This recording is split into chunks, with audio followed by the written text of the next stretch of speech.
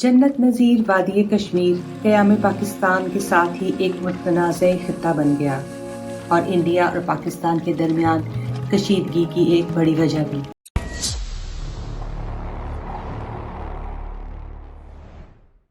तारीख़ी तौर पर कश्मीर महज मगरबी हिमालय में मौजूद वादी को कहा जाता था, ताहम मौजूदा तनाजुर में इंडिया के ज़ेर तसल्लुत जम्मू और कश्मीर, लद्दाख, पाकिस्तानी ज़ेर इंतज़ाम आज़ाद कश्मीर, गिलगित बल्तिस्तान और चाइना के ज़ेर तसल्लुत अक्साई चिन और कराकोरम के इलाके को कश्मीर कहा जाता है। इस तरह कश्मीर के इलाके से 3 मुल्कों का इंटरेस्ट वाबस्ता है। आइए आज कश्मीर के तारीखी पस मंज़र पर एक मुख्तसर नज़र डालते हैं। ईसवी कैलेंडर के पहले 500 साल तक कश्मीर पर हिंदू मत और फिर बाद में बुद्ध मत की हुकूमत रही। ताहम 13वीं सदी में कश्मीर में इस्लाम की आमद के साथ मुसलमानों को असर और रसूख बढ़ना शुरू हुआ और बिलाखिर 1339 में शाह मीर कश्मीर का पहला मुस्लिम हुक्मरान बना। मुस्लिम हुकूमत का एख्तिताम 1819 में सिख राजा रंजीत सिंह के कश्मीर पर कब्जे से हुआ।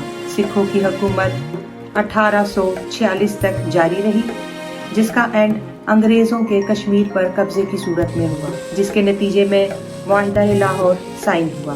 ताहम मुआहिदा अमृतसर के नतीजे में जम्मू के राजा गुलाब सिंह ने कश्मीर का इलाका अंग्रेजों से 75 लाख के एवज खरीद कर वहां अपनी हुकूमत कायम की और इस खानदान की हुकूमत 1947 तक कश्मीर में कायम रही। 1947 में राजा हरि सिंह के हिंदुस्तान से गैर कानूनी इल्हाक की वजह से कश्मीर की हैसियत मुतनाज़े हुई, जो आज तक दोनों मुल्कों के दरमियान कशीदगी की एक बड़ी वजह और मुतअद्दिद जंगों का सबब बन चुकी है। राजा हरि सिंह चूंकि हिंदू था तो कुदरती तौर पर उसका इंक्लिनेशन हिंदुस्तान की जानिब था, जबकि कश्मीर में मुस्लिम आबादी की अक्सरियत थी, लिहाजा मुस्लिम आबादी पाकिस्तान के साथ इल्हाक चाहती थी। 1948 में जब मामला अक़वाम मुत्तहिदा में पेश हुआ तो कश्मीरियों को रेफरेंडम के जरिए हिंदुस्तान या पाकिस्तान के साथ इल्हाक का फैसला करने का हक देने का फैसला किया गया।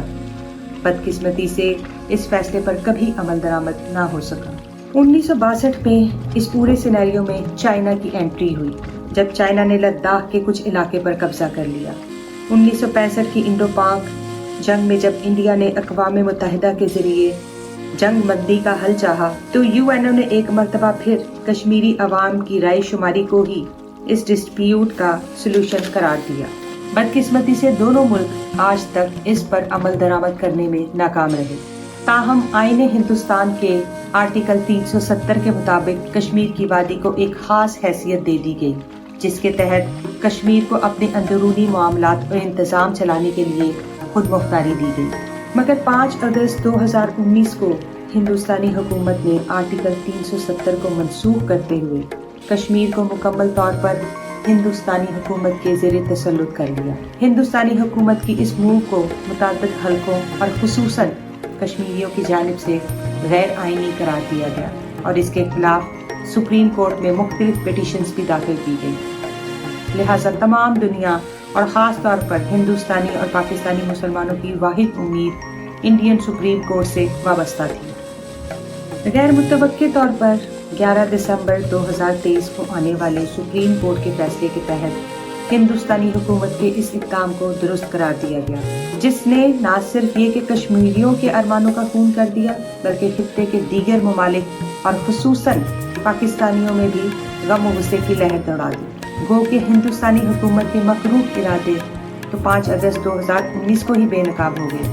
मगर सुप्रीम कोर्ट के फैसले ने साबित कर दिया है कि भारत कश्मीरियों की नस्ल कुशी और शनाख्त को मिटाने के लिए हर बार बरूए कार लाने का इरादा रखता है। इस फैसले के तहत न सिर्फ ये कि कश्मीरियों की खुद मुख्तारी को सल्ब कर लिया गया है, बल्कि एक दफ़ा फिर खित्ते में अमन और इस्तेहकाम और इंसानी हुकूक की मज़ीद खिलाफ वर्जियों की राह खोल दी गई है। एक तरफ गजा में इंसानी हुकूक की खिलाफ वर्जियाँ अपने उरूज पर हैं और मुसलमानों की नस्ल कुशी पूरी शद्दोमत से जारी है, दूसरी तरफ कश्मीर में भी ऐसे ही हालात के लिए मज़ीद राह हमवार की जा रही है। अगर अब भी मुसलमान मुत्तहिद होकर अपने दुश्मनों का मुकाबला करने की बजाय इनफरादी मफादात को ही मुकद्दम जानेंगे तो फिर वो वक्त दूर नहीं جب بحیثیت مسلمان ہمیں اپنی شناخت قائم رکھنا بھی ناممکن ہو جائے گا۔ تو خدا کے لیے وقت کی نزاکت کو سمجھے اور اپنے تمام تفرقات کو، اپنے تمام اختلافات کو بھلا کر امت مسلمہ کے اتحاد کے لیے کوشاں ہو جائیں۔